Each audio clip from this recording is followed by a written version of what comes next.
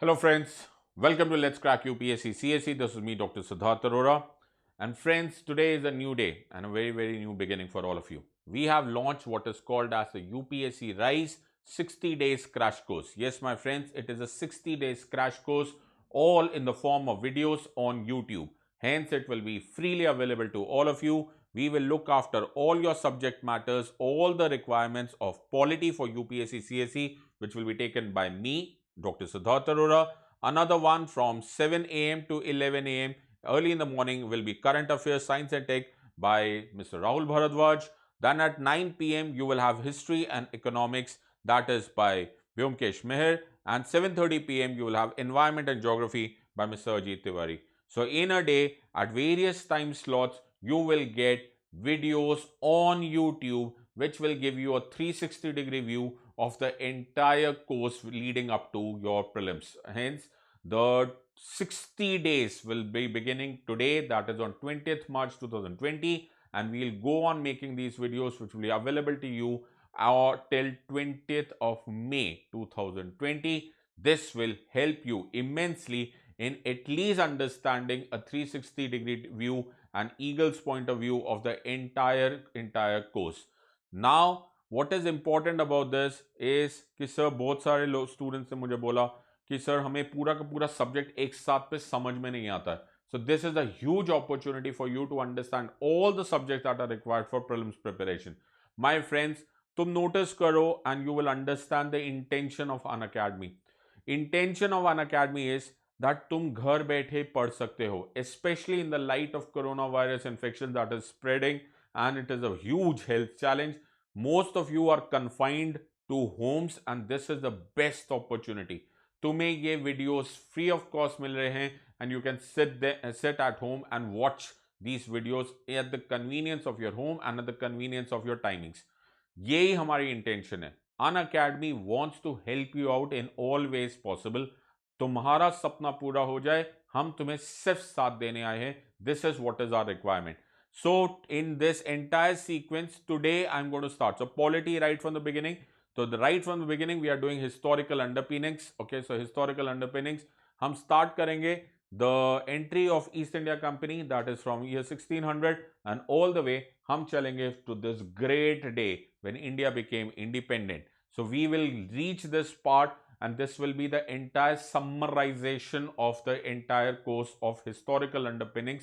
तुम्हें लक्ष्मीकांत पढ़नी है पढ़ लो, तुम्हें एनसीईआरटी पढ़नी है पढ़ लो, तुम्हें मेरे प्रीवियस वीडियोस देखने हैं, you can watch them. This will be a good summary of all these things. Now what is important that all of you must be noticing this part. मैं फिर बार बार बोल रहा हूं and I have said this a zillion times and it is very important that it gets registered in your brain. The point here is civil services examination में facts के marks मिलते ही नहीं है, तो तुम जितना मर्जी कोशिश करना कर लो, it does not matter. The marks मिलते हैं connection of facts के. Now the connection of facts तब होगा जब तुम्हें सब्जेक्ट इंटेंसली समझ में आ जाएगा. मैंने तुम्हें क्या बोला? सब्जेक्ट इंटेंसली समझ में आ जाएगा. सो एक बात होता है ये बात बोलना कि president is the head of the state. ये मालूम है, ये सबको मालूम है. ओके, 9th-10th क्लास के बच्चे को भी मालूम है.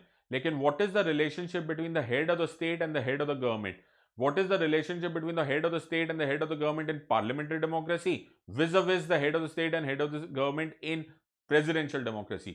यहां पर डेप्थ शुरू हो जाती है और वो काम इंटेंस प्रिपरेशन का हम आपके लिए कर रहे हैं. So for those of you are interested in intense rock solid preparation for your upcoming exam, Unacademy पे there are various courses also. Those courses are ultimate crash course to crack UPSC CSE 2020. यहां पर intense preparation होती है my friends. There will be intense preparation within a day. तुम notice करो, there will be polity, history, economics, everything in one shot. अगर तुम ये opportunity लेना चाहते हो तो this course is also available. So idea यहां पर ये है, if you really want this preparation, those of my friends जो 2020 में इस एग्जाम को दे रहे हैं, बच्चे अभी तुम्हारे पास 2.5 months बाकी है. 2.5 months में एक रियलिस्टिक पॉसिबिलिटी हो सकती है for you to crack this exam. Take this course. It is a 1-year course and this will help. Unacademy will be standing with you, besides you, till the last day. ये 40,000 का available है course. Use my code SIDLIVE SIDLIVE और तुमको immediate 10% discount मिल जाएगा and you'll get it for 36,000 rupees. Those of my friends जो 2021 में attempt कर रहे हैं और 22 में अटेम्प्ट कर रहे हैं और 23 में अटेम्प्ट कर रहे हैं, you can take this 2 years course. This 2 years course will be rock solid preparation बेटा। 2 साल तुम इतने तरीके से एक सब्जेक्ट करोगे कि you will become champions in that subject. It will be available for 48,000 rupees और इसमें भी यूज करो code Sid live SIDLIVE and you will get an immediate 10% discount at 43,200। तुम्हें ये कोर्स मिल जाएगा। 1 year course, do some maths. 1 year course is only for 36,000 and 2 year course is for only 43,200. सिर्फ 7,200 का फर्क है। Take your decisions. You're a wise gang of students. I'm sure you know what is best for your career. आज का topic धीरे धीरे जाएंगे, okay? But we will go summarization the entire course of historical underpinnings. हम story start करेंगे। अगर तुम्हारा register है तो you can take these notes, okay? Other नहीं है तो just follow what I am telling you. So historical underpinnings जब हम पढ़ रहे हैं तो हम लोग ईयर 1600 से स्टार्ट कर रहे हैं। क्यों सर? ईयर 1600 में came to India the East India Company. ये सबको मालूम है, they came to India as traders. ना जब वो ट्रेडर्स से बनकर आए, जब वो लोग यहाँ पर व्यापार करने आए तो उनको लाइसेंस दिया गया था। That licence to trade in India was given was a royal license. So in other words, king or queen दिया करते थे। इसको रॉयल चार्टर बोला जाता था। What was this called as? Royal Charter. So this was an exclusive license which was given to the East India Company, कि भाई सिर्फ तुम लोग होंगे जो ट्रेड करोगे। So on behalf of England, the only company which was given this license was called as East India Company. और East India Company thus was having what is popularly called as monopoly. तो तुम्हारा first keyword for you to remember, हम word का use करें monopoly. East India company जब India में आई तो ईस्ट इंडिया कंपनी को देखा, ओहो यहां तो पैसा ही पैसा है, okay? So East India company started making lots and lots of profit, okay? Follow it like a movie story, okay? So they started making lots and lots of profit और इतना प्रॉफिट होने की वजह से they started taking lots and lots of military and political muscle. जब military and political muscle इतना develop हो गया तो एक दिन वो आया जब इन्होंने बेस्ट यूज किया उसको। That was called as the battle of Buxar which was won rather on 22 October 1764। Of course the British और the East India Company were victorious and Shah Alam the then Mughal emperor, उनको एक पेंशनियर बना दिया गया और 3 एरियाज बंगाल, उड़ीसा एंड बिहार, मैं फिर बोल रहा हूं 3 एरिया बंगाल, उड़ीसा एंड बिहार के Diwani rights, that is civil tax revenue collection rights, ये ईस्ट इंडिया कंपनी को मिल गए। ओहो, डू यू रियलाइज कि इंडिया दैट टाइम वो सोने की चिड़िया, गोल्डन स्पैरो, दुनिया भर की बातें बोलते हैं, उसके द मोस्ट इंपॉर्टेंट 3 एरियाज, वहां पर the civil tax revenue collection rights East India Company को मिल गए। सर बड़े पैसे वाले हो जाओगे तुम, तो पैसे वाले तो हो गए, तो पैसे वाले तो ईस्ट इंडिया कंपनी नहीं हुई, okay? Instead of East India Company के ऑफिसर्स रिच हो गए। तो आई होप तुम समझ गए होंगे कि lots and lots of corruption हो गया था। सो उसकी वजह से प्राइवेट ऑफिसर्स, ओके, जो ईस्ट इंडिया कंपनी के ऑफिसर्स थे, they started becoming rich. East India Company बेचारी डेट में चली गई। सो उनके ऊपर कर्जा हो गया अबाउट 1 million pounds उस टाइम पर, अबाउट 1 million pounds का कर्जा on happened on East India Company. So I have written a book which is available on Amazon. This is about the history of the Constitution of India.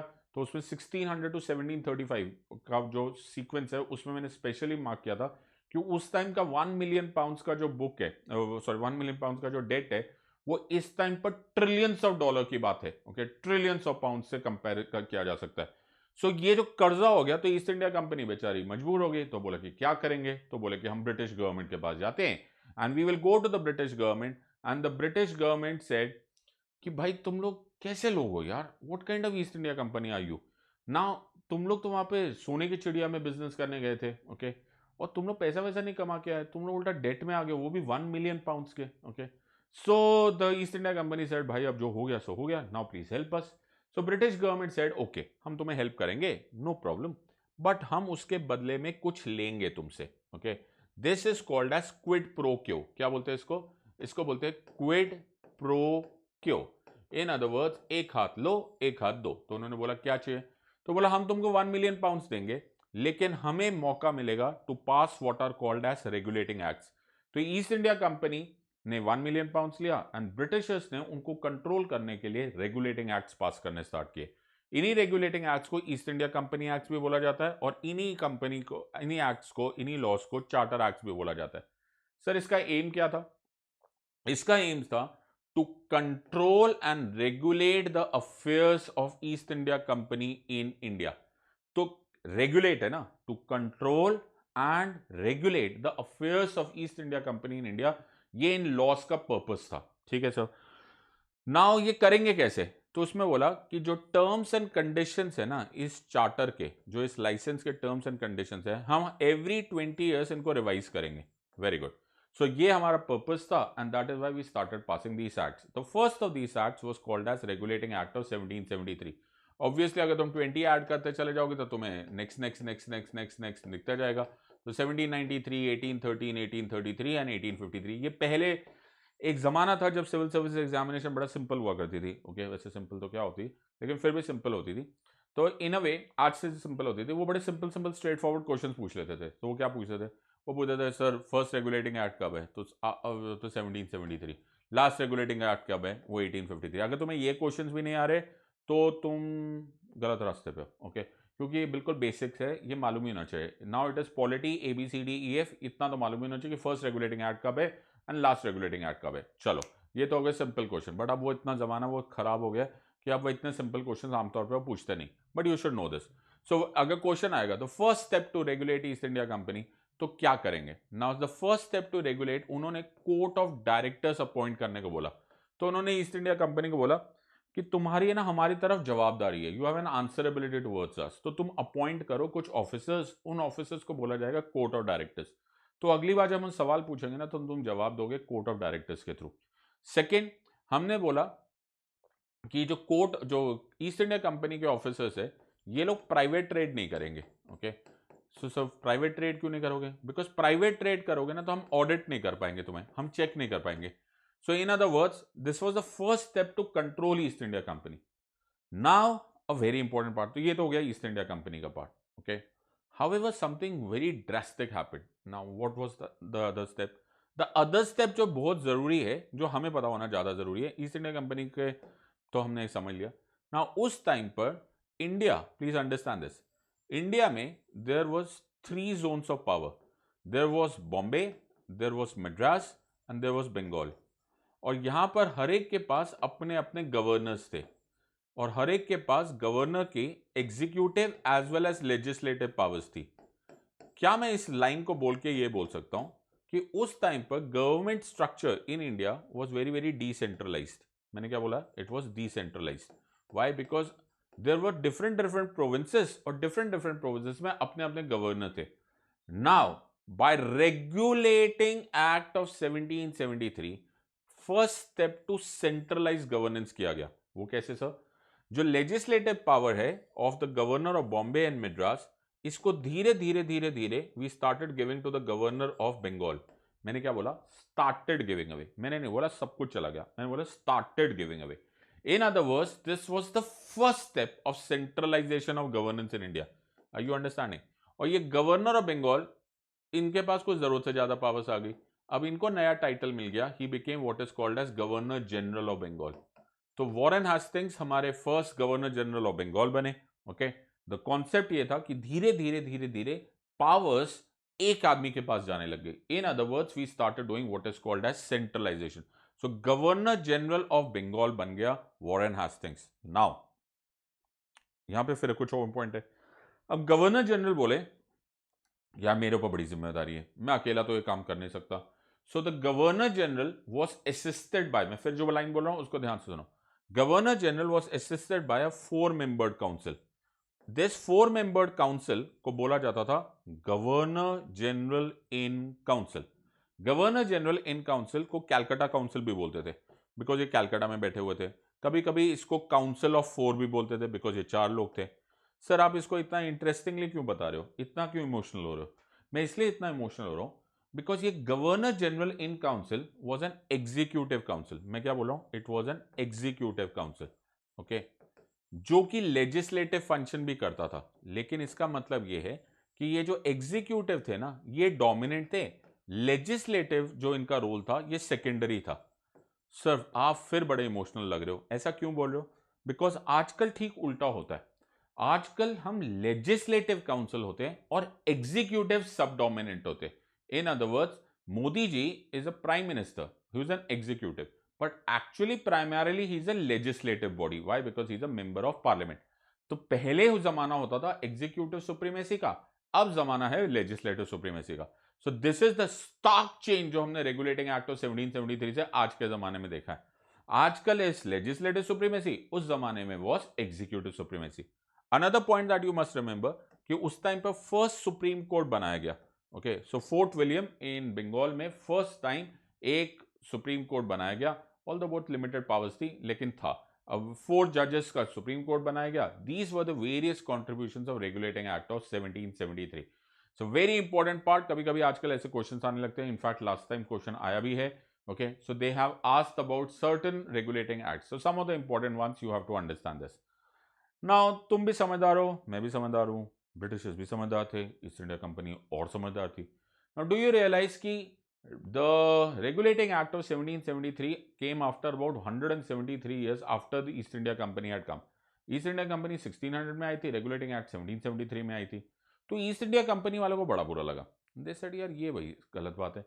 173 years हम लोगों ने hard work किया और हमसे इन्होंने 1 million pounds क्या हमने इनसे मांग लिया, इन्होंने तो रेगुलेटिंग एक्ट्स पास करने स्टार्ट कर दिए। इन other words, East India company बोले हम नहीं तुम्हारे साथ कोऑपरेट करने वाले। सो एक्चुअली क्वेश्चन आता है, regulating act of 1773 was a successful model और was a failure? 100% fail. Why? Because East India Company ने कभी कोऑपरेट ही नहीं किया। So East India Company never cooperated, so we had another act. This act was called as Pitt's India act of 1784। अब ये क्या था? तो there was a prime minister of England at that time, उनका नाम था Pitt's the younger. Okay, पिट्स the younger बोले कि यार ये तुम लोग ठीक लोग नहीं हो। ओके, मुझे तुमको दिखाना पड़ेगा that I am the boss. Okay, तो ऐसा नहीं चलेगा कि तुम कोऑपरेट नहीं करो। तो उन्होंने एक वर्ड, एक एक्ट पास किया, उसको बोला पिट्स इंडिया एक्ट, जिसमें एक वर्ड आया और उन्होंने बोला ये ब्रिटिश पोजेशंस है। उन्होंने ईस्ट इंडिया कंपनी को बोला कि जो तुम्हारी प्रॉपर्टी, जो तुम अपने आप को लैंडेड प्रॉपर्टी इन इंडिया बोलो, that actually is British possession. So the term possession came into the picture and then came into another concept which is called as double government. उन्होंने बोला there will be double government. In other words, East India Company को बोला कि बेटा जो तुम्हारे court of directors है ना, आज से तुम सिर्फ कमर्शियल डिसीजंस लोगे। Okay, this is commercial decisions. और जो बोर्ड ऑफ कंट्रोल है जिसको हम अपॉइंट करेंगे, that is the British government. Okay, ये लेगी administrative and military decisions and political decisions. In other words, हम काम डिवाइड कर रहे हैं। ओके, सो मिलिट्री डिसीजंस हम लेंगे। So this was the contribution of Pitt's India act. One, British position. Second, there was a double government introduce for the first time. उसी तरह से हम लोगों ने एक्ट ऑफ 1793 भी देखा, फिर एक्ट ऑफ 1813 भी देखा। धीरे धीरे सेंट्रलाइजेशन बढ़ती चली गई, धीरे धीरे ईस्ट इंडिया कंपनी के कंट्रोल धीरे धीरे कम होता गया। Okay, by the regulating act और by the act of 1813 actually British East India Company की मोनोपोली भी खत्म हो गई। Okay, so there was end of monopoly of East India Company and other companies were allowed to trade in India. ये questions आए हुए हैं in the prelims question. Act of 1833 is the next very important act जो मुझे तुम्हें बताना है। इसको बोला जाता है final step of centralisation of governance in India. Sir ऐसा क्यों? ऐसा इसलिए बिकॉज हमारी पुरानी कहानी याद है तुम्हें, हमने बोला था दैट द प्रोविंसेस के धीरे धीरे गवर्नर के लेजिस्लेटिव पावर्स धीरे धीरे गवर्नर ऑफ बंगाल को दिए जाने लग गए and governor general of Bengal बन गए। This happened in 1773। और मैंने तुम्हें क्या बोला? It was the first step of centralization of governance in India. हाँ सर, फिर अब by the Act of 1833 हमने नोटिस किया that all the legislative powers, मैं क्या बोल रहा हूं, all the legislative powers of all the provinces was given to Governor General of Bengal.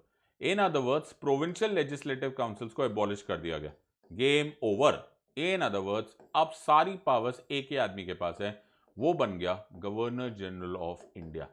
William Bentinck became our first governor general of India and this was the final step of centralisation. Now हमारे हो गए governor general of India.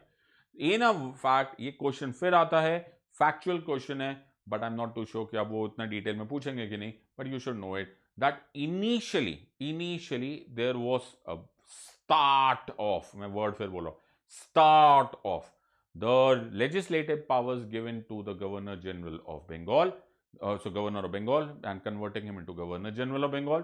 जब सारी powers दे दी गई तो that was Act of 1833, that is called as the last step of centralization of governance in India.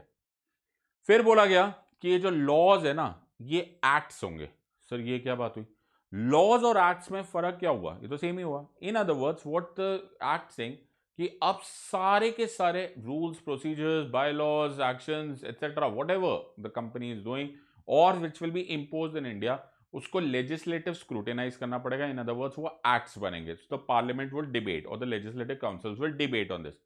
और East India Company को बोला कि बेटा तुम ना बड़े खतरनाक लोग हो, तुम ना प्योरली एडमिनिस्ट्रेटिव बॉडीज बन जाओ। तो तुम एक बड़ी कंपनी हो लेकिन you are administered units now. So in other words तुम कर क्या रहे हो? If you notice on one side, धीरे धीरे धीरे धीरे सेंट्रलाइजेशन बढ़ता जा रहा है, धीरे धीरे धीरे धीरे ईस्ट इंडिया कंपनी की पावर्स कंट्रोल कम होती जा रही है। बट सर मैं बड़ा सरप्राइज हूं। क्यों सरप्राइज हूं? मैं सरप्राइज इसलिए हूं कि यार ये ईस्ट इंडिया कंपनी खत्म क्यों नहीं हो रही? Okay, why is East India Company not dying off? हम इतने 60 ईयर्स हो गए, 1773 से हम शुरू हो रहे, 1833 तक हम लोगों को ये ईस्ट इंडिया कंपनी को खत्म करने का मौका नहीं मिल रहा। ऐसा क्यों? उसका एक बहुत बड़ा वजह ये वर्ड था, एंड द वर्ड वाज हालेबरी। ये 90% लोगों को मालूम ही नहीं, वो उसे मेमोराइज करते हैं, they don't understand the subject. Okay, उनको कुछ आता जाता नहीं है, वैसे टाइम पास में मेमोराइज करे, they don't understand the subject. Subject को समझा करो कि क्यों नहीं कर रहे थे। मालूम है इसका मेजर कारण क्या था? कि मेजर कारण ईस्ट इंडिया कंपनी नहीं मर रही थी या नहीं डिस्ट्रॉय हो रही थी या नहीं कंट्रोल में आ रही थी, वो तुम लोगों की वजह से थे। तुम लोगों की वजह से मतलब द ब्यूरोक्रेट्स की वजह से। उन दिनों the higher civil services, in other words जिनको बोला जाता था कोवेनेंटेड सिविल सर्विसेज, उसके लिए कोई ओपन एग्जामिनेशन नहीं थी। मतलब जिस तरह से तुम्हारे यूपीएससी सीएससी एग्जामिनेशन है उस तरह की ओपन एग्जामिनेशन नहीं थी। ओके, तो बताओ तुम्हारी तो लॉटरी लग जाती। अगर तुम्हारे उस टाइम पर ऐसा हाल होता, ओके, तो तुम थोड़ा ना मुझसे पढ़ते। बट ठीक है, अब तो चलो। So now you have covenanted civil services, the higher civil services, ये इसकी ओपन एग्जामिनेशन नहीं थी। तो सर कैसे बनोगे आप हायर सिविल सर्वेंट?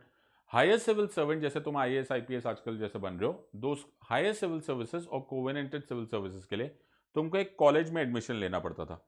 उस कॉलेज का नाम था हालेबरीज कॉलेज, ये उसका लोगो है। ओके, सो हालेबरीज कॉलेज इंग्लैंड में जाना पड़ता, वहां पे तुम्हें इस कॉलेज में एडमिशन लोगे और इस एडमिशन को लोगे तो भाई मुबारक हो, तुम इसे पास हो गए तो तुम हायर सिविल सर्वेंट बन गए। The funny part and the interesting part was इसकी कोई ओपन एग्जामिनेशन नहीं थी। ओके, तो कैसे लोगे सर? ये स्पॉन्सरशिप सिस्टम था, और ये स्पॉन्सरशिप सिस्टम था कि जब तक तुम्हें स्पॉन्सर नहीं मिलेगा तुम्हें हालेबरीज कॉलेज में एडमिशन नहीं मिलेगा, और हालेबरीज कॉलेज में जब तक एडमिशन नहीं मिलेगा तुम हायर सिविल सर्वेंट नहीं बनोगे। अब द इंटरेस्टिंग वर्ड इज ये स्पॉन्सरशिप देते थे द कोर्ट ऑफ डायरेक्टर्स, यानी कि ईस्ट इंडिया कंपनी। ऐसे पढ़ते बेटा पॉलिटी। अब तुम्हें समझ में आई ये कहानी जो 1773 से चल रही थी, ये इतनी दूर तक चलती क्यों गई? Why was it going? Because Haileybury's patronage system की वजह से तुम्हें एडमिशन नहीं मिल रहा था in higher civil services, and that is why एक दिन जब इन्होंने दे दिया कि कोवेनेंटेड सिविल सर्विसेज को भी ओपन एग्जामिनेशन अलाउड है, जबकि ये प्रपोजल 1833 में आ गया था, बट कोर्ट ऑफ डायरेक्टर्स ने इतना अपोज किया इसको कि it finally got implemented in 1853, and that is why it is the last charter act. It was the last charter act because parliament ने बोला, ऑफ इंग्लैंड ने बोला कि इसकी कोई जरूरत ही नहीं है। ओके, अब कोई और चार्टर एक्ट की जरूरत नहीं है, हम उल्टा इनडेफिनेट एक्सटेंशन देते हैं ईस्ट इंडिया कंपनी को कि डियर ईस्ट इंडिया कंपनी तुम एक मियर कंपनी हो गए हो, अब तो तुम्हारा ये लास्ट चार्टर एक्ट है, बिकॉज हालेबरीज पेट्रोनाट सिस्टम खत्म। अब के बाद होगी open examination. So do you realise this is, as they say metaphorically बोलते हैं, the last nail in the coffin of East India Company. अब के बाद East India Company had no special powers, and that is why it was given indefinite extension. The word जो use किया गया था उसमें वर्ड यूज किया था till such time as the parliament so desires. Okay, in other words, the East India Company shall continue trading as a trading company. 1853 was the entire structure. एक separate legislative council establish किया गया। ये story start हुई that हमने पहली बार एक mini parliament की तरफ फॉर्म करना स्टार्ट किया। पहले डुअल रोल हुआ करते थे, पहले होता था executive council also performing legislative function, अब एक स्पेशलाइज्ड लेजिस्लेटिव काउंसिल बनाया गया and the covenanted civil services को खोल दिया गया फॉर द ओपन एग्जामिनेशन। किसी को नहीं मालूम था कि what is destiny about to happen. तो ईस्ट इंडिया कंपनी को के लिए लास्ट चार्टर एक्ट बनाया गया। ईस्ट इंडिया कंपनी को बोला गया अब तुम एज अ कंपनी कंटिन्यू करो। किसको मालूम था 4 साल के बाद ही ये होने वाला है। So then happened what is called as the first war of independence. Okay, तो ये हमारी फर्स्ट वॉर ऑफ इंडिपेंडेंस थी। ब्रिटिशर्स इसी को फर्स्ट म्यूटिनी बोलते। ऑब्वियसली ब्रिटिशर्स ने बहुत कुछ गलत किया था, so they had some very funny, crazy and very cruel kind of steps जो उन्होंने लिए, जिसकी वजह से इंडियंस ने इंश्योर किया कि they will fight against the British government. कुछ लक फैक्टर, कुछ छोटे से मिस्टेक्स या फिर फॉर मैटर कोइंसिडेंसेस की वजह से ब्रिटिशर्स बच गए।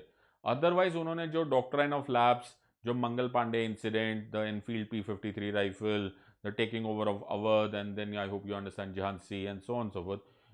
It was almost possible कि Britishers would have lost, लेकिन लक था, बच गए वो लोग।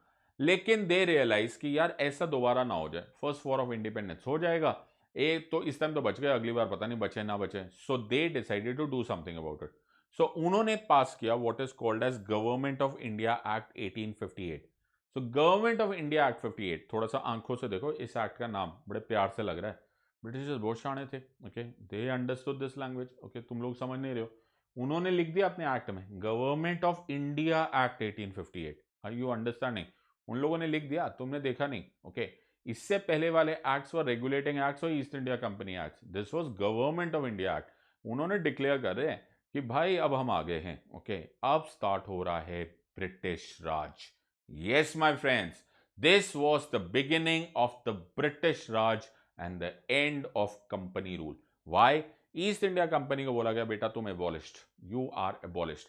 क्वीन विक्टोरिया, उनको प्रोक्लेम किया गया, एज एन डिक्लेरेशन किया गया on November 1, 1858। Allahabad which is now called as Prayagraj, वहां से एक प्रोक्लेमेशन किया गया कि अब से Queen Victoria is the empress of India. How tragic, अभी तक क्वीन विक्टोरिया ने कभी इंडिया को टच भी नहीं किया था, उनके पांव भी यहां पर नहीं पड़े हुए थे, and she decided to be empress of India. और उनकी government, that is the government of India act, was now called as HMG, Her Majesty's Government. Okay, so now India has now officially come under British Raj or the British control. The Government of India Act 1858 से the Governor General की post को abolish कर दिया गया and new post बना दिया गया which is called as viceroy. सब फर्क क्या है? फर्क यह है कि जो वाइस रॉय है he is the direct agent of the crown. In other words, एक हमने for the first time responsible government बनाई। ये क्या होती है सर? रिस्पॉन्सिबल गवर्नमेंट बनाई, इन अदर वर्ड्स एक आंसरेबल गवर्नमेंट बनी। सर ये कैसे हुआ? See, let's follow it story. So suppose तुम इंडिया में हो, okay, and you are working officers of British government. Okay, so तुम किसको आंसरेबल हो? तुम उसके सीनियर को आंसरेबल हो, फिर तुम उसके सीनियर को आंसरेबल हो। फाइनली इंडिया में you are all answerable to the viceroy, you are answerable to the viceroy. ये हो गया इंडिया की स्टोरी। अब वैसा ही एक स्ट्रक्चर इंग्लैंड में बनाया गया। इंग्लैंड में बनाया गया what is called as council of India. तो council of India British parliament का फॉर्म था, ओके, और काउंसिल ऑफ इंडिया का हेड था कैबिनेट मिनिस्टर रैंक ऑफिसर, जिसको नाम दिया गया secretary of state of India. क्या बोला गया उनको? Secretary of state of India. अब इंग्लैंड चलते हैं, तो इंडिया समझा दिया, अब इंग्लैंड चलते हैं। सो इंडिया में है द काउंसिल ऑफ इंडिया, ठीक है, काउंसिल ऑफ इंडिया का हेड है secretary of state. Secretary of state in council of India are part of the British parliament, और सबसे ऊपर बैठी हुई है Queen Victoria. Y?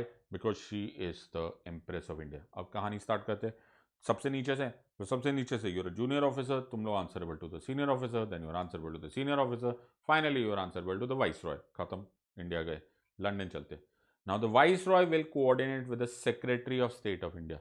Secretary of State of India is a part of Council of India. Council of India is a part of Parliament, and finally you are answerable to the Queen Victoria. In other words, from here to here, there is a chain of answerability. Answerability को in technical language बोला जाता है responsibility. मुबारक हो my dear Indians, तुम्हारी जिंदगी में, इतिहास के पन्नों में पहली बार तुमको responsible government मिला। मतलब क्या sir?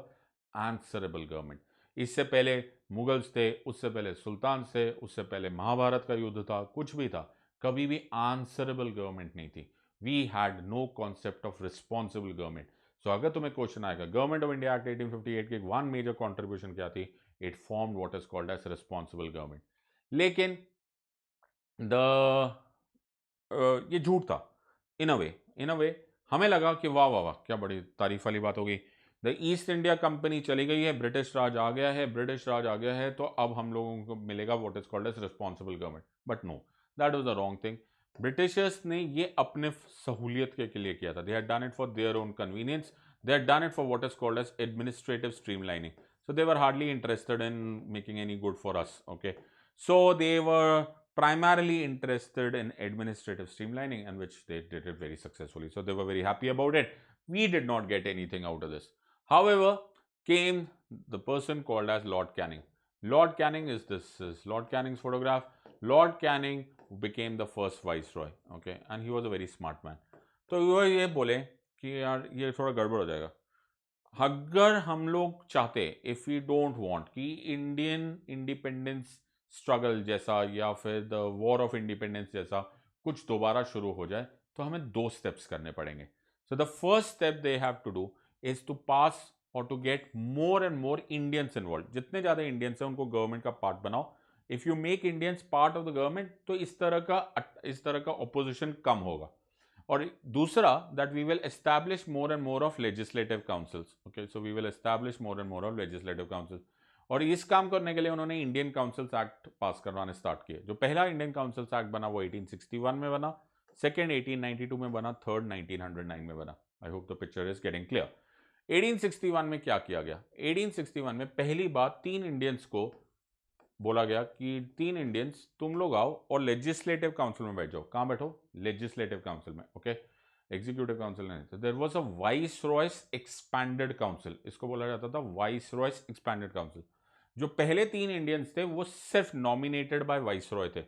In other words they were nominated by the vice Roy. उनको अनऑफिशियल या फिर तुम नॉन ऑफिशियल मेंबर्स बोल सकते हो। तो Raja of Banaras, the Maharaja of Patiala and sir Dinkar Rao, ये 3 ऐसे मेंबर्स थे जिनको पहली बार लेजिस्लेटिव काउंसिल में जगह मिली। बट से ये नॉमिनेटेड बाय वाइस रॉय थे, तो इनके कितने पावर्स होंगे? 0 पावर। क्या इनको से बैठा के भैया तुम बैठो और चले जाओ। बट फिर भी बड़ी इंपॉर्टेंट बात है, पहली बार इंडियंस को बिठाने का मौका तो मिला। सो इंडियंस स्टार्टेड एंटरिंग।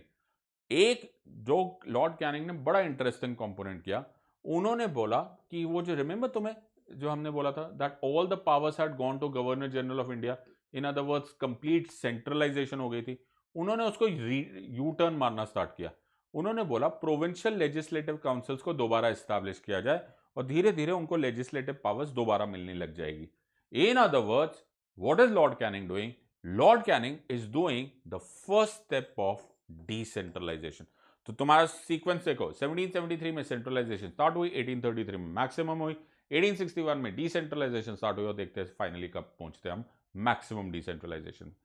कुछ और इन्होंने काम किया जो बड़े फेमस है। ओके, तो इन्होंने पोर्टफोलियो सिस्टम बनाया। Actually portfolio system Lord Canning ने 1859 में प्रपोज कर दिया था, लेकिन 1861 में तुम्हें थोड़ा बहुत idea what is portfolio system? The departmentalisation system. अब तुम एक सवाल पूछोगे सर ये डिपार्टमेंटलाइजेशन सिस्टम क्यों कर रहे हो?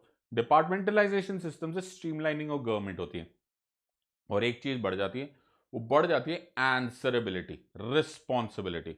सो और उन्होंने ऑर्डिनेंसेस, जो तुम्हें याद है हमारे अभी आजकल आर्टिकल 123 ऑफ द कॉन्स्टिट्यूशन में होता है, द प्रेसिडेंट ऑर्डिनेंसेस प्रोमलगेट करते हैं। सो दिस मैकेनिज्म स्टार्ट कहां से हुआ? ये बड़ा बड़ा पुराना है सर, 1861 से। यस, और सरप्राइजिंग बात बताऊं कि जो लॉर्ड कैनिंग का ऑर्डिनेंस सिस्टम था ना, वो करीब करीब आज भी हम वही अडॉप्ट कर रहे हैं। Finally east India company had gone and now this is the structure. The next one was Indian Councils Act of 1892. धीरे धीरे लेजिस्लेटिव काउंसिल्स की स्ट्रेंथ बढ़ने लग गई।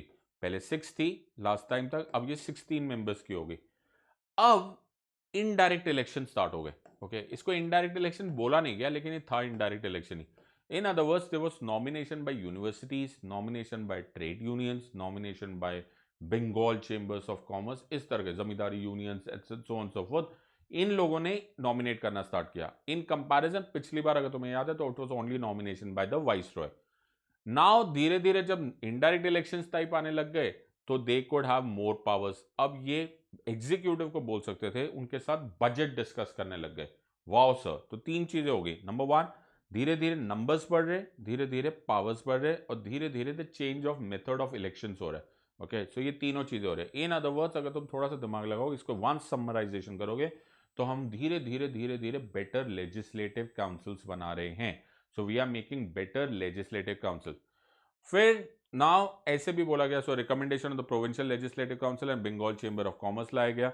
Okay, and the zamindar trade unions, universities etcetera को इन्वॉल्व किया गया। And then came the big day, and that was the Indian Councils Act of 1909. This was because of what are called as Morley Minto reforms. What are they called as? Morley Minto reforms. So Morley कौन है? Morley है secretary state, और Minto कौन है? Minto है Lord Minto, viceroy. तो तुमने जब भी ऐसे वर्ड्स होंगे ना, तो पहला नाम जो होगा वो सेक्रेटरी ऑफ स्टेट का होगा, दूसरा नाम जो होगा वो वाइसरॉय का होगा। Very good. अब इन्होंने बोला कि सेंट्रल लेजिस्लेटिव काउंसिल को 16 to 60 कर दिया गया, और थोड़े बहुत प्रोविंशियल लेजिस्लेटिव काउंसिल्स को भी बढ़ा दिया गया। So what is important here is, अब करीब करीब तुम एक मिनी पार्लियामेंट की तरह हो गए। व्हाई? बिकॉज पहले सबसे पहले 6 थे, देन 16 हुए, अब 60 हो गए। पहले पहले सिर्फ नॉमिनेशन बाय वाइसरॉय था, फिर थोड़ा थोड़ा इनडायरेक्ट इलेक्शन टाइप हो गया। अब मॉडल रिफॉर्म्स में डायरेक्ट इलेक्शंस भी हो गए। सो नाउ जो मेंबर्स थे लेजिस्लेटिव काउंसिल के, इनके पावर्स कुछ ज्यादा ही बढ़ गए। In other words, they were now able to ask questions, they could move motions, they could move resolution. तो करीब करीब ये मेंबर्स ऑफ पार्लियामेंट की तरह हो गए। We are very happy. But ये बहुत खतरनाक एक्ट था। Why? Because Morley Minto reforms में एक बड़ा मेजर स्टेप लिया गया, और वो खतरनाक स्टेप था द सेपरेट इलेक्टोरल सिस्टम, जिसको कम्युनल इलेक्टोरेट सिस्टम बोलते थे ना। जो मॉर्ले मिंटो रिफॉर्म्स थे, उसका एक पॉलिटिकल बैकग्राउंड था जो मोस्ट पीपल मिस कर जाते। वो जो पॉलिटिकल बैकग्राउंड था, वो था the establishment of Muslim League as a political party ना। ब्रिटिशर्स हमेशा डिवाइड एंड रूल पॉलिसी खेलते। सो ब्रिटिशर्स ने इसको यूज करना स्टार्ट किया, और उन्होंने अपनी अपीजमेंट पॉलिसी, द तुष्टीकरण पॉलिसी जैसे बोला जाता है, उसके तहत उन्होंने कुछ सीट्स को रिजर्व कर दिया for Muslim candidates and for Muslim voters. So this was the communal electorate system. Sir आप इसको कुछ ज्यादा ही इंटरेस्टिंगली बता रहे हो, ऐसा क्यों पढ़ा रहे हो? बिकॉज डॉक्टर अंबेडकर ने 1950 में, डॉक्टर अंबेडकर ने 1950 में बड़ा जोर से, बड़ा जोर से तमाचा मारा था मॉडल मिंटो रिफॉर्म्स को। सर डॉक्टर अंबेडकर ने 1950 में मॉडल मिंटो को कैसे मारा? बिकॉज डॉक्टर अंबेडकर ने लिखा आर्टिकल 325 ऑफ द कॉन्स्टिट्यूशन, और डॉक्टर अंबेडकर ने उसमें लिखा there shall be no special inclusion और no special exclusion on the basis of race, religion, caste, sex और जेंडर, रेस, रिलीजन, कास्ट और sex. There will be only one general electoral roll. तुम notice कर रहे हो क्या लिखा है? उन्होंने बोला है कोई सेपरेट इलेक्टोरेट सिस्टम अब इंडिया में नहीं होगा, हमारे यहां पर एक वोटर लिस्ट बनेगी। This was what doctor Ambedkar told Morley Minto कि बेटा मॉर्लेमेंटो रिफॉर्म्स जो तुमने डिवाइड एंड रूल पॉलिसी किया है, मैं उसका antidote, anti infection, anti injection दे रहा हूं। That is called article 325। तुम नोटिस करो how do you connect, how do you connect the points from one end to another end, not only in history but also in theory? ऐसे पढ़ते हैं my friends polity, तब marks आते हैं। So Morley Minto reforms को कैसे we neutralise later, how did we neutralise later? By providing one electoral roll. एक ही वोटिंग रोल बनेगा, एक ही वोटिंग लिस्ट बनेगी, कोई स्पेशल लिस्ट नहीं बनेगी on the basis of race, religion, caste और gender. Now the story here is कि मॉडल मिंटो रिफॉर्म्स हो गया, 1909 आ गया है। थोड़ा सा तुम ख्याल करो यार कैलेंडर पे, 1600 में ये लोग आए थे, 1773 में इनके रेगुलेटिंग एक्ट्स हो गए थे, 1909 आ गए। ये लोग कब जाने वाले हैं यार? When are they going to leave India? कोई दूर दूर तक इसके सूरत हाल नहीं दिख रहा था। Okay, everybody wanted, Indians wanted Britishers to leave, but there was nothing possible, nothing possible, because हमें डायरेक्शन नहीं मिल रही थी, हमें कुछ समझ में नहीं आ रहा था। जिसको जो दिल कर रहा था वो ब्रिटिशर्स के साथ बात कर रहे थे। बट ब्रिटिशर्स का एक मेजर प्रॉब्लम था, और इनफैक्ट इंटरेस्ट था, कि वो इंडिया में ही रहना चाहते थे। और वो किस चीज का फायदा उठा रहे थे? लैक ऑफ नॉलेज का। Yes my friends, lack of knowledge का। इंडियंस को उस टाइम पे नंबर 1 इंग्लिश लैंग्वेज की प्रॉब्लम थी, सेकेंड लीगल टेक्निकल नॉलेज बहुत कम लोगों को थी, number 3 as it is illiteracy बड़ी भयंकर थी। नाउ नोबडी अंडरस्टूड कि हमारी एक्चुअली प्रॉब्लम क्या है, what is England controlling us from. बात समझने की कोशिश करो, इंग्लैंड ने तुमको मिलिटरीली कंट्रोल नहीं किया था। अब मिलिटरीली कंट्रोल नहीं किया था तो मैं उसको मिलिटरीली बाहर कैसे निकालूंगा। मैं तुमसे अगर मिलिट्री ऑक्यूपेशन करूंगा तभी तो तुम मेरे लिए वायलेंट प्रोटेस्ट करोगे और तुम निकलोगे। इन अदर वर्ड्स हमारी कुछ और ही ऑक्यूपेशन थी। हमारी ऑक्यूपेशन थी कि England had become an imperial power and it we were a colony. और ये जो इंपीरियल पावर और कॉलोनी के बीच में जो नाता होता है वो लीगल और पॉलिटिकल ऑक्यूपेशन का होता है। यहां पर नेसेसरीली मिलिट्री ऑक्यूपेशन नहीं है। तुम्हें थोड़ा बहुत तो तुम समझदारी कर ही सकते हो कि ब्रिटिश आर्मी में सारे सोल्जर्स तो इंडिया के ही थे।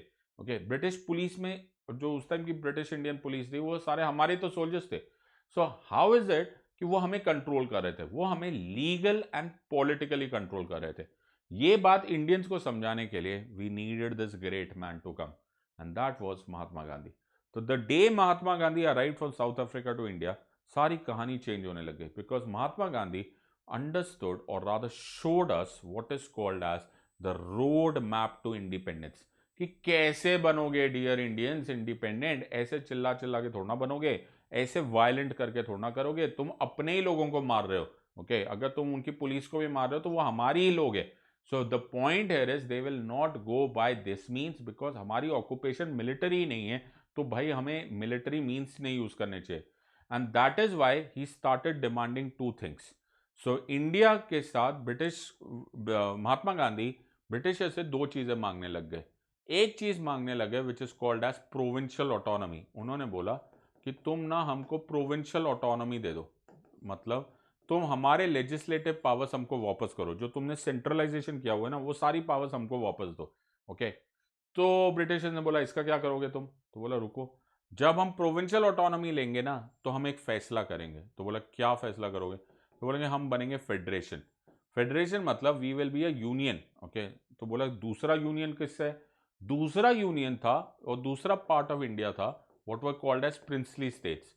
तो महात्मा गांधी सेड ये जो प्रिंसली स्टेट्स है ना, इनके पास एक एग्रीमेंट है जो ब्रिटिशर्स के साथ एग्रीमेंट था, जो 90% इंडिया को नहीं मालूम है, कि प्रिंसली स्टेट्स और इंग्लैंड के बीच में एक अलग ही नाता था। That was called as the relationship और एग्रीमेंट ऑफ स्यूजरैंटी। सर ये क्या था, एग्रीमेंट ऑफ स्यूजरैंटी के अनुसार द ब्रिटिशर्स सिर्फ external defence and foreign relations को कंट्रोल करते थे। The raja, king, queen, nawab, nizam, जो मर्जी नाम बोलो, ये लोग internally they were independent. So in other words in comparison to provinces, जो कि ना उनके पास लीगल पावर्स थी ना पॉलिटिकल पावर्स थी, किंग और क्वीन की मजे चल रही थी। They had legal powers also and political powers also. So in a way अगर मैं कॉलोनी वर्ड यूज करता हूं तो वो सिर्फ प्रोविंसेस थे। प्रोविंसेस मतलब जिनको आज हम स्टेट्स बोलते हैं, तो यूनाइटेड प्रोविंसेस, पंजाब, बंगाल एटसेट्रा, ये लोग जो थे ये रियली में कॉलोनी थे। 50% ऑफ इंडिया रियली में कॉलोनी था और 50% ऑफ इंडिया जो प्रिंसली स्टेट्स थे ये रियली में कॉलोनी नहीं था। इनका एग्रीमेंट था, उसको बोलते हैं स्यूजरैंटी। तो इन अदर वर्ड्स अगर इंडिया को फेडरेशन बनना है, इंडिया को कंबाइन करना है, तो कैसे बनोगे। नंबर वन, पहले हम प्रोविंसेस को आजादी देंगे, दैट इज हम प्रोविंशियल ऑटोनॉमी करेंगे। This is step number one, very good. Step number two, हम प्रिंसली स्टेट्स को, रजवाड़ास को बोलेंगे भाई तुम इस एग्रीमेंट से निकल जाओ। इस एग्रीमेंट को स्यूजरैंटी बोलते हैं। नाउ दोनों यूनिट्स जब आजाद हो जाएंगे तो दोनों ज्वाइन करेंगे और हम बनेंगे federation. So the first component जो हमें चाहिए is the formation of federation. और फेडरेशन बनने के लिए मुझे जो फर्स्ट स्टेप चाहिए वो चाहिए प्रोविंशियल ऑटोनॉमी। अभी रुको, अभी कहानी खत्म नहीं हुई। सो तो प्रोविंशियल ऑटोनॉमी कैसे मिलेगी, प्रोविंशियल ऑटोनॉमी के दो तरीके हैं। One is called as bicameralism, that is making two houses, and the second part is called as the division of power. So now Mahatma Gandhi has told India, तो अभी हमको क्या चाहिए डिमांड, हमें चाहिए बाइकैमरलिज्म, हमको चाहिए डिवीजन ऑफ पावर, और फिर हम बनेंगे प्रोविंशियल ऑटोनॉमस। फिर हम रजवाड़ास को बोलेंगे भाई तुम स्यूजरैंटी छोड़ दो, फिर हम ज्वाइन करके बनेंगे फेडरेशन। मुबारक हो, वेरी गुड। तो now we started demanding this and British said okay कोई प्रॉब्लम नहीं, हम तुम्हें देंगे गवर्नमेंट ऑफ इंडिया एक्ट 1919 और हम तुम्हें रिफॉर्म्स देंगे, मोंटाग्यू चेम्सफोर्ड रिफॉर्म्स। ओके, तो Montagu Chelmsford reforms में Montagu was the Secretary of State and Chelmsford was the Viceroy. इन्होंने बोला dear Mahatma Gandhi don't worry, इस पर कोई टेंशन नहीं है, हम आपको देने वाले हैं प्रोविंशियल ऑटोनॉमी। ये झूठ था, मेजर झूठ था। वाई? बिकॉज उन्होंने डिवीजन ऑफ पावर की जगह हमको कुछ और ही दे दिया। डिवीजन ऑफ पावर की जगह उन्होंने डायाची दे दी। So what was डायाची? उन्होंने बोला कि हमने तुम्हें डिवीजन ऑफ पावर दे दिया है, लेजिस्लेचर लिस्ट सेपरेट कर दिया है, बट जो ज्यादातर हमने स्टेट मैटर्स दिए जिनको प्रोविंशियल सब्जेक्ट्स बोला जाता है वो रिजर्व्ड होंगे to the consideration of the viceroy.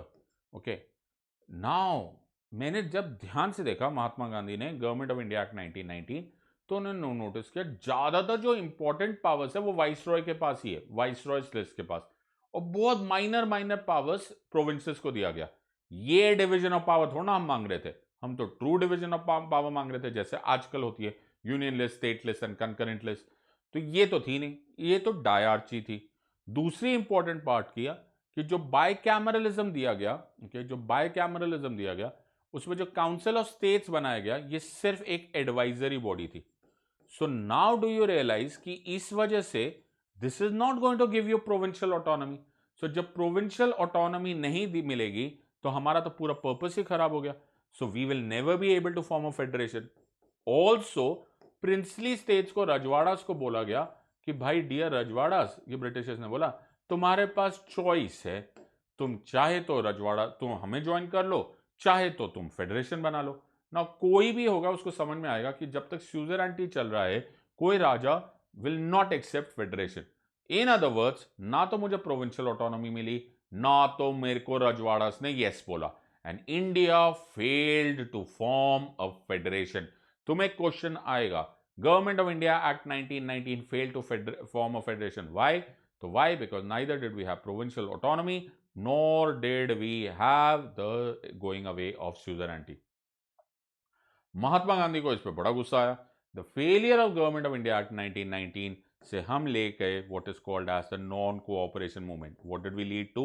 We led to non cooperation movement. मैं नहीं जाऊंगा in that part of history, वो तुम लोग ऑलरेडी पढ़ चुके हो या तुम्हारे हिस्ट्री टीचर्स तुम्हें बढ़ा लेंगे। So the Chauri Chaura incident happened and so on so forth, but so first pan India movement हुआ, non cooperation movement, and Britishers were shaken up. Now Britishers ने 1919 में ये एक्ट पास करते टाइम ही पता बोल दिया था कि हम 10 साल में है ना गवर्नमेंट ऑफ इंडिया एक्ट 1919 को रिवाइज करेंगे। लेकिन 10 साल कौन वेट करने वाला था? वो इतना टेंशन में आ गए कि उनको 1927 में ही साइमन कमीशन को अपॉइंट करना पड़ गया। यानी कि 1929 की जगह उनको प्रीपोन करना पड़ा और 1927 में साइमन कमीशन को अपॉइंट किया गया, which was supposed to revise government of India act 1990। पता नहीं क्यों ब्रिटिशर्स ऐसी गलतियां करते थे, हो गया होगा, विनाशकाले विपरीत बुद्धि होती है। ओके, तो उन्होंने बोला, उन्होंने फॉर सम गुड रीजन किसी इंडियन को साइमन कमीशन का मेंबर बनाया ही नहीं। सो 1927 में साइमन कमीशन बना, they started revising the government of India act 1919, and then 1930 में उन्होंने अपनी टेबल की, अपनी रिपोर्ट। इस दौरान उन्होंने 1928 की नेहरू रिपोर्ट एटसेट्रा सबको एसिमिलेट किया, और ये report round table conferences, the 3 round table conferences में भी डिस्कस हुई। It was also discussed in the Gandhi Irwin pact. Okay, in other words it was a very good pact. मैं जो इंपॉर्टेंट बात बता रहा हूं उसको कुछ ज्यादातर लोगों को मालूम नहीं है, बट साइमन कमीशन रिपोर्ट इतनी बुरी नहीं थी, जबकि उनके खिलाफ रिवोल्ट बहुत था। तो I hope you remember that huge slogan of Simon go back, Lala Lajpat Rai incident, Bhagat Singh incident, everything happened in the background of Simon commission coming to India. लेकिन एक्चुअली स्पीकिंग साइमन कमीशन और द साइमन रिपोर्ट ने India को dominion status देने की point रख दिया था कि India should be given dominion status, लेकिन for some good reason Britishers ने इसको एक्सेप्ट नहीं किया। और 1935 में से पहले उन्होंने रिलीज किया what is called as the white paper on constitutional reforms. ये एक बड़ा इंपॉर्टेंट स्टेप था। व्हाई? बिकॉज इस बेसिस पे उन्होंने पास किया the most important act which was called as the Government of India Act 1935. First time ever an all India federation was proposed, which was with provinces and princely states. 3 list बनाई गई, federal list, provincial list and concurrent list. In other words तुमको दे दिया गया what is called as division of power. In other words my friends, मुबारक हो, तुमको मिल गई what is called as provincial autonomy. What did you get? Provincial autonomy. So जो 1773 में स्टार्ट हुआ सेंट्रलाइजेशन, वो मैक्सिमम हुआ 1833 में, और जो 1861 में डिसेंट्रलाइजेशन स्टार्ट हुआ वो मैक्सिमम हुआ 1935 या फिर later on in government of India act 1937. Either way इस बात याद रखना, द रेसिडुअरी पावर्स वाइसरॉय को दी गई बट डिवीजन ऑफ पावर हो गया, right. Also we had a council of states, जिसको आजकल हम राज्यसभा बोलते हैं, और ये प्योरली लेजिस्लेटिव बॉडी थी. तो सर ये तो बड़ी अच्छी बात है, अब हम इंडिया का फेडरेशन बनाएंगे बिकॉज प्रोविंशियल ऑटोनॉमी तो हो गई. But no, provincially state said no, हम नहीं ज्वाइन करते. What? Yes. So even Government of India Act 1935 failed to form a federation. यार ये तो बड़ी ट्रैजिक हो गया. ट्रैजिक हुआ तो क्या कर सकते हैं, but that's the situation. Okay, the Government of India Act 1919 also failed to form a federation. Government of India Act 1935 also failed to form a federation. So provincial autonomy दे दी गई. डायरची जो Government of India Act 1919 में थी उसको abolish कर दिया गया. Some states में bicameralism कर दिया गया, और वो जो Council of India बनाया गया था during the Government of India Act 1858 उसको abolish कर दिया गया. लिमिटेड फ्रेंचाइज दिया गया. प्लीज रिमेंबर, इंडिया में कभी यूनिवर्सल एडल्ट फ्रेंचाइज नहीं मिला. ओके, 10%, अबाउट 10 मिलियन इंडियंस को मिल गया था the voting rights. Reserve bank of India को कॉन्स्टिट्यूशनल सैंक्शन मिला. द पब्लिक सर्विस कमीशन को 3 पार्ट्स में डिवाइड कर दिया गया, the central public service commission, state public service commission and joint public service commission. याद रखना, central public service commission government of India act 1919 से काम करना स्टार्ट करा था, but it was divided into 3 parts. 1935 के बाद एक अजीब स्थिति हो गई. It was called as a checkmate, और not a checkmate, rather a stalemate. Why? Because अब जो ब्रिटिशर्स हमसे हमें देना चाहते थे वो हम ले चुके थे, बट प्रिंसली स्टेट्स, रजवाड़ा अभी भी नो बोल रहे थे. तो कहीं ना कहीं हम बिल्कुल फंस गए थे, डायरेक्शन लेस हो गए थे. हमें समझ में नहीं आ रहा था कि हम कैसे अब आगे बढ़ेंगे, बिकॉज राजास हमारी बात मानने को तैयार नहीं, और महात्मा गांधी राजास की बात नहीं मानने को तैयार, and it was got stuck. But then something happened was the world war to.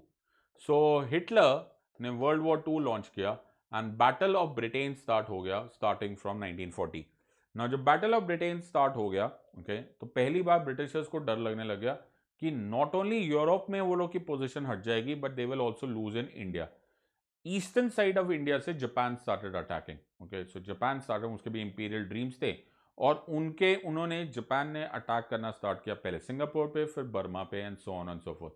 Burma में Netaji Subhash Chandra Bose had already started supporting us, the Japanese rather, through the Indian National Army or the Azad Hind Fauj. तो Britishers भागते हुए India आए, और उन्होंने दिया what is called as the August offer. August offer was given by Lord Linlithgow, और उन्होंने बोला कि तुम हमको दे दो, okay, you gave us support during the war, and after the war, मैं फिर क्या बोल रहा हूं, after the war हम तुमको डोमिनियन स्टेटस दे देंगे. This was the first time एक प्रिंसिपल एक्सेप्टेंस की गई. मैंने क्या बोला? इन प्रिंसिपल एक्सेप्टेंस की गई कि इंडिया को डोमिनियन स्टेटस दिया जाने लगा.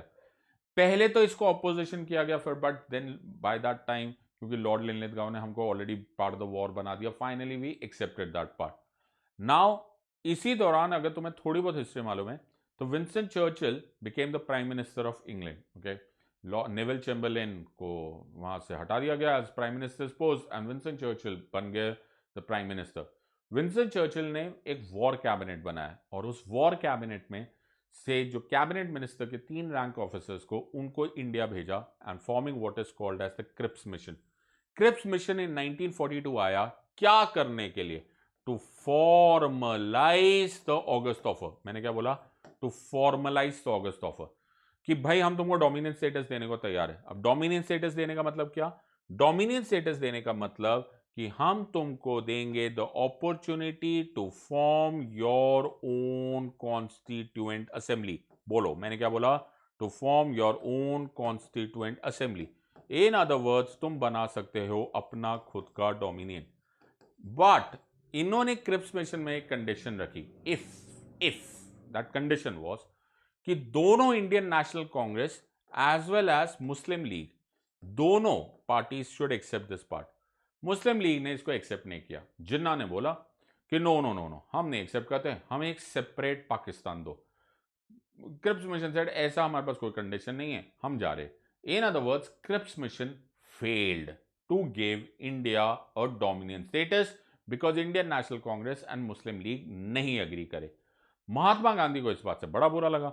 Mahatma Gandhi said this is our internal matter, तुम्हारा काम था to give us that August offer को फॉर्मलाइजेशन, तुम ये इफ वगैरह वगैरह क्यों लगा रहे हो। And hence Mahatma Gandhi launch what is called as a do or die step, do or die step in the sense of quit India movement. Quit India movement बड़ी जबरदस्त सक्सेस था।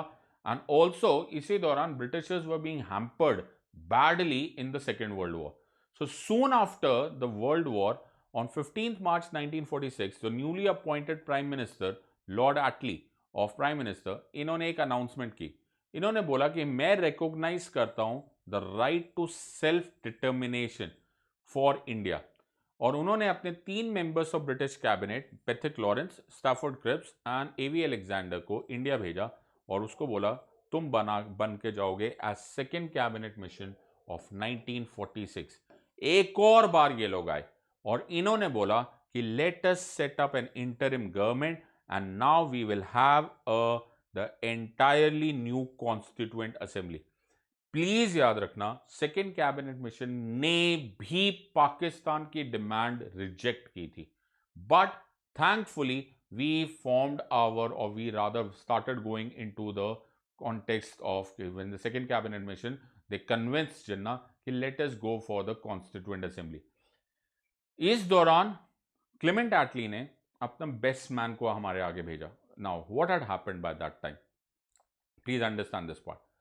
Now when India went for its constituent assembly, story को समझने की कोशिश करो, गो in that background, तब तुम्हें बहुत सारे हिस्टोरिकल डिसीजंस ऐसे लगेंगे कि शायद गलत नहीं थे। So India formed its own constituent assembly, तब Muslim League was a part of India's entire process. Now, in the Constituent Assembly, the elections were happened by the Provincial Legislative Councils. किसने elect किया? Members of Provincial Legislative Council. In other words, indirect election थे। जब results आए, out of the 296 seats जिनका election हुआ, 93 came by nomination, 296 seats में 208 came to Indian National Congress, 73 to Muslim League, and 15 to others. So Muslim League did not join the Constituent Assembly. It did not join the Constituent Assembly and it boycotted it. So 9 December 1946 को जब हम पहली बार बैठे for the first session of Constituent Assembly, Muslim League was not sitting there, and in fact riots starting. Clement Attlee ने February of 1947 में announce कर दिया कि भाई अब जो मर्जी हो जाएगा, अब मुझे नहीं पता कि मुस्लिम लीग तुम ज्वाइन कर रहे हो कि नहीं कर रहे हो, पाकिस्तान बन रहा है नहीं बन रहा, हम लोग जून ऑफ 1948 में चले जाएंगे। So, पहली बार जिन ब्रिटिशर्स को हम धक्का दे रहे थे वो खुद नहीं जाने के बजाय हम उनको बोल रहे हैं कि भाई तुम थोड़ा सा रुक जाओ बिकॉज हमारे पास कॉन्स्टिट्यूशन अभी बना नहीं है। वो बोले नहीं नहीं हम तो जा रहे। Now during this time huge number of riots happened. So Clement Attlee the prime minister ने भेजा लॉर्ड माउंटबैटन को। This was the day lord Mountbatten called Mohammed Ali Jinnah and called Nehru, and on 3rd of June 1947 इन्होंने दिया the Mountbatten plan. He was the last British Governor General of India. इन्होंने Mountbatten plan दिया और उन्होंने बोला कि मिस्टर मोहम्मद अली जिन्ना आपको क्या चाहिए? He said Pakistan. He said taken. Give it. Okay. In other words, पहली बार, the first time the concept of Pakistan was accepted was given by Mountbatten plan. Mountbatten plan के साथ साथ एक और स्टोरी स्टार्ट हुई। इन्होंने एक बाउंड्री कमीशन को अपॉइंट किया and that boundary commission was headed by Cyrus Radcliffe, जिन्होंने इंडिया और पाकिस्तान को डिवाइड करना स्टार्ट किया। The Muslim dominant region of number 1 East Bengal, number 2 West Pakistan, Sindh, Khairpur, Northwest Frontier Province, British Balochistan and a place called Sylhet in Assam, वो बनेगा Pakistan. The rest of the region will be called as India. ये होने के लिए we had to pass a law. And the law was introduced in the form of what is called as the Indian Independence Act of 1947. इन्होंने बोला the following. It said it was introduced in British Parliament on 3rd July 1947 and 18th July 1947 को ये पास कर दिया गया by the British Parliament. और इन्होंने the following announcement किया. So this was it. It was said an act to make the provision for setting up in India of 2 independent dominions. to substitute other provisions for certain provisions of Government of India Act 1935 and apply outside to the dominions. In other words, इन्होंने बोला कि हम बनाएंगे from the appointed day of 15th August 1947. तो ये date थी 15th day of August 1947. Two independent dominions shall be set up in dominions of India to be known respectively as India and Pakistan. The point here is, yes, we will maybe made independent dominions, और ये independent, ये actual screenshot है of the Indian independence act 1947. सो ये Indian independence act 1947 का जो था कि तुम डोमिनियन रहोगे इंडिया एंड पाकिस्तान जब तक तुम अपना कॉन्स्टिट्यूशन नहीं बनाते हो. And finally, because of this act, we noticed that on 15th August 1947 we became what is called as independent India. So from 1600 to 1947, this is the entire historical underpinnings of the history of the Constitution of India. Clear? Do this question. First question, you have 30 seconds. The question here is, Montagu-Chelmsford proposals were related to, ये 2016 का question है. Choice number 1, social reforms. Choice number 2, educational reforms. Choice number 3, reforms in police administration. Choice number 4, constitutional reforms. You have 30 seconds to answer this question.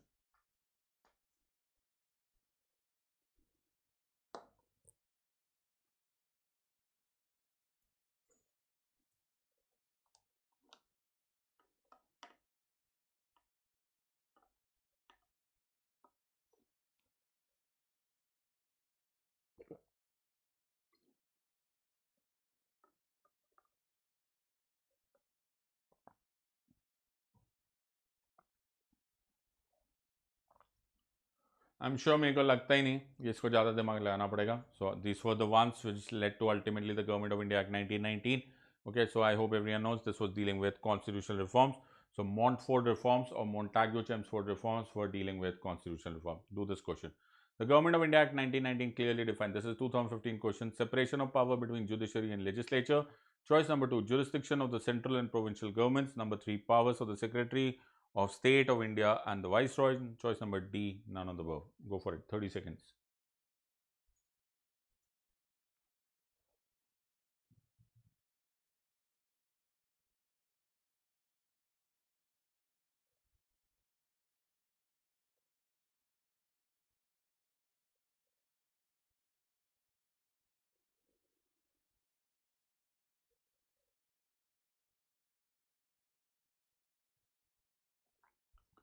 I'm sure मैं तुम्हें बार बार बता रहा था that we needed provincial autonomy. So जो provincial autonomy चाहिए थे उसमें division of power चाहिए थी, और division of power के लिए मुझे jurisdiction of central and provincial government चाहिए थे, which was the Government of India Act 1919. Although ये better choices में से best है. Why? Because उन्होंने clearly define तो किया था, but this was not true division of power, ये diarchy था. Okay, let's look at the next one. The distribution of powers between the center and the states in Indian Constitution is based on the scheme provided in Indian Councils Act of 1909, Government of India Act 1919, Government of India Act 1935, Indian Independence Act 1947. ध्यान से question पढ़ लेना, इस question में एक trap है, ध्यान से.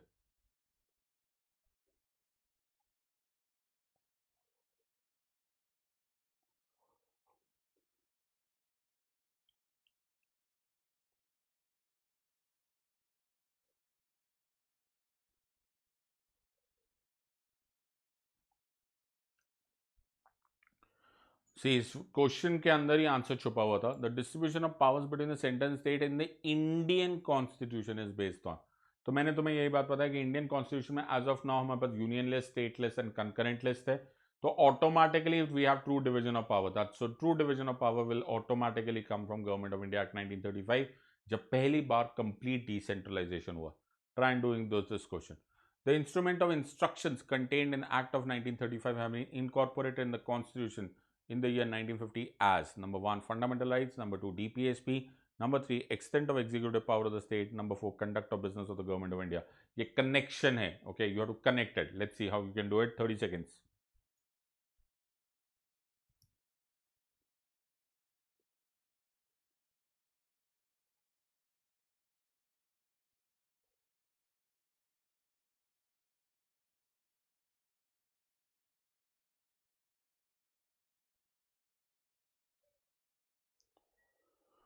सी अगर मैं तुम्हें इसका फुल फॉर्म भी बता दूं तो भी तुम्हें आंसर समझ में आ जाना चाहिए। Full form of DPSP is directive principles of state policy. Directive principle मतलब वो डायरेक्शंस है।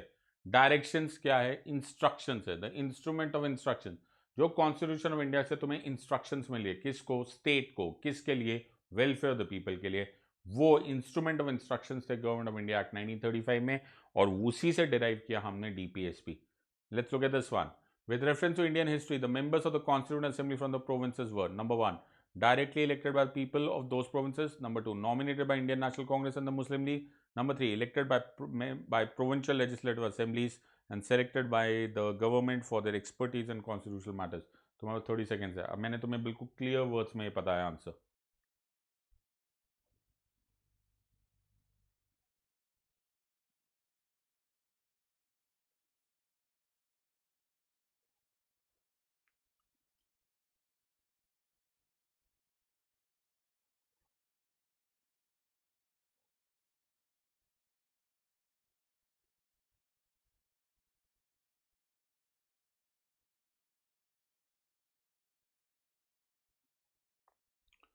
सी अभी अभी मैंने तुम्हें स्पेसिफिकली बोला था that the members of provincial legislative councils or members of provincial legislative assemblies ने इनडायरेक्टली इलेक्ट किया था। ये क्रिटिसिज्म भी है ऑफ द कॉन्स्टिट्यूंट असेंबली कि डायरेक्टली इलेक्ट नहीं किया गया था, it was elected indirectly. So these are some of the questions जो मैं in this limited period of time तुम्हारे साथ कर सकता हूँ। डू यू रियलाइज कि कैसे पढ़ना है? दिस एंटायर यूट्यूब कोर्स और YouTube videos is primarily to give you 360 degree view of the subject. Okay, अगर तुम्हें इंटेंस प्रिपरेशन करनी है, so this has to be done far more in detail. Okay, as I've already told you, we are already launched the course for those of you who are intense or who intend to give themselves a realistic chance. Please join us on our Unacademy subscription. We'll be glad to help you out in whatever way is possible. In the words of Unacademy itself, let's crack it. Until next time, my friends, God bless and thank you.